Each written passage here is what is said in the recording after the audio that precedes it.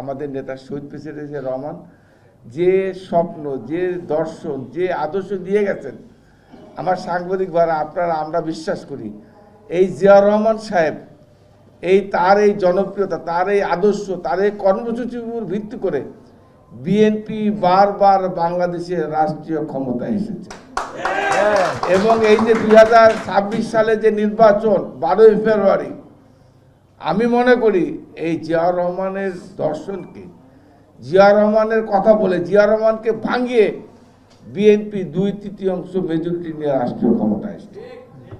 এবং অবাধ নিরপেক্ষ নির্বাচন বাংলাদেশে যখন হয়েছে, আপনারা খেয়াল করবেন প্রত্যেকটা নির্বাচনে বিএনপি রাষ্ট্রীয় ক্ষমতায় এসছে। আর বিএনপি যখনই ক্ষমতায় এসছে তখনই ষড়যন্ত্র হয়েছে। আপনারা দেখেছেন জিয়া রহমান স্যারকে ষড়যন্ত্র করে হত্যা করা হয়েছে। 91-এ যখন ক্ষমতা বিএনপি এসছে, হাসিনা বলেছিল, মনে আছে কিনা আপনাদের, মনে থাকার কথা, একদিনের জন্য আপনাকে শান্তিতে থাকতে দেব না। 172 দিন হরতাল দিয়ে বিএনপিকে মারাত্মকভাবে বিপদগ্রস্ত করার চেষ্টা করা হয়েছে। বিএনপি খালেদা জিয়া আমাদের নেত্রী স্বাধীনতা, সার্বভৌমত্ব, গণতন্ত্র রক্ষা করার জন্য অনেক কিছু উনি সহ্য করেছেন।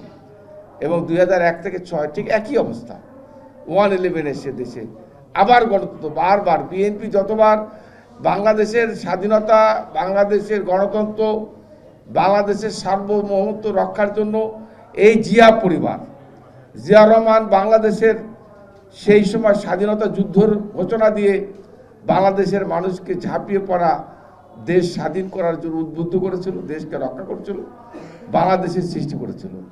আবার বেগম খালেদা জিয়া 1982 সালে এরশাদ ক্ষমতা নেওয়ার পর আপনারা দেখেছেন বাংলাদেশের গণতন্ত্র যখন বিপন্ন, স্বাধীনতা সার্বভৌমত্ব যখন বিপন্ন, সেই মুহূর্তে তার দুটো সন্তান তারেক রহমান, আরাফাত রহমানকে ঘরে, শিশু বাচ্চাদেরকে ঘরে রেখে রাস্তায় নেমে এসেছিলেন।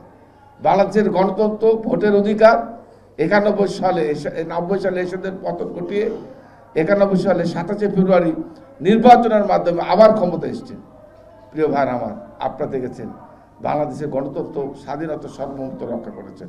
আবার এই যে 5ই আগস্টের পর যখন বিএনপি, বাংলাদেশের মানুষ যখন হতাশা, নির্বাচন হবে কি হবে না, এই প্রতিকূল অবস্থা, তার সন্তান বাংলাদেশের বর্তমান প্রধানমন্ত্রী তারেক রহমান ডক্টর ইউনূসের সঙ্গে লন্ডনে মিটিং করে রোজার আগে 12ই ফেব্রুয়ারি নির্বাচনের ঘোষণার মাধ্যমে বাংলাদেশের মানুষকে আবারও সকল হতাশা, দুশ্চিন্তা, বাংলাদেশের গণতন্ত্র আবার ফিরিয়ে এনেছে।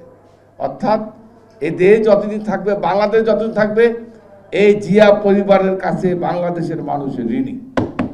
এবং এই বাংলাদেশের মানুষের রক্ষা, বাংলাদেশের স্বাধীনতা, সার্বভৌমত্ব রক্ষার জন্য এই জিয়া পরিবার সবসময় বাংলাদেশের মানুষের পাশে দাঁড়িয়েছে। প্রিয় ভাইয়ের আমার, এটাই হচ্ছে মূল বক্তব্য। আমি আজকে আর দু একটা কথা বলবো। আপনারা জানেন যে আগামী 11ই জুন বাজেট। প্রিয় ভাইয়ের আমার, এই বাজেট অত্যন্ত গুরুত্বপূর্ণ। বাংলাদেশের মানুষ এই প্রথম একটা গণতান্ত্রিক সরকার, দীর্ঘদিন পর, প্রায় 20 বছর পর একটা গণতান্ত্রিক সরকার প্রথম বাজেট উপস্থাপন করতে যাচ্ছে। আপনারা জানেন যে তারেক রহমানের নেতৃত্বে বাজেট কেমন হবে। প্রিয় ভাইরা আমার, আপনারা জানেন 30 লক্ষ কোটি টাকা ঘাটতি, এই 30 লক্ষ কোটি টাকা ঘাটতি রেখে এই নতুন একটা বাজেট মানে সরকারি দল যখন বাজেট করে সবচেয়ে জনবান্ধব বাজেট, আর বিরোধী দল বলে কি এই বাজেট মানি না, এই বাজেট গরিব মারার বাজেট, এই স্লোগান। আমরা আশা করছি ইনশাল্লাহ আমার সাংবাদিক ভাইরা, বাংলাদেশের মানুষ আজকে শিক্ষা, স্বাস্থ্য এবং বাংলাদেশের মানুষের ভাগ্যের পরিবর্তনের জন্য একটা সুষম, সুন্দর বাজেট, জনবান্ধব বাজেট, যে বাজেটে বাংলাদেশের মানুষের ভাগ্যের পরিবর্তন হবে, যে বাজেটের মাধ্যমে মানুষের এই কষ্টের, এই যে জিনিসপত্র, দ্রব্যমূল্য, নিত্যপণ্যের দাম বেড়ে যাবে, এটা ইনশাল্লাহ হবে না।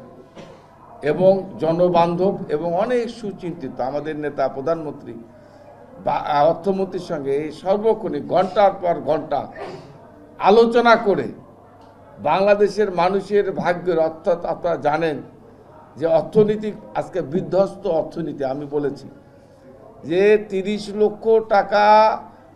লক্ষ কোটি টাকা ঘাটতি রেখে, অর্থাৎ আওয়ামী লীগের দুঃশাসনে বাংলাদেশের অর্থনীতিকে একেবারে ধ্বংস। আপনারা তো ওপেন টু অল সবাই জানেন।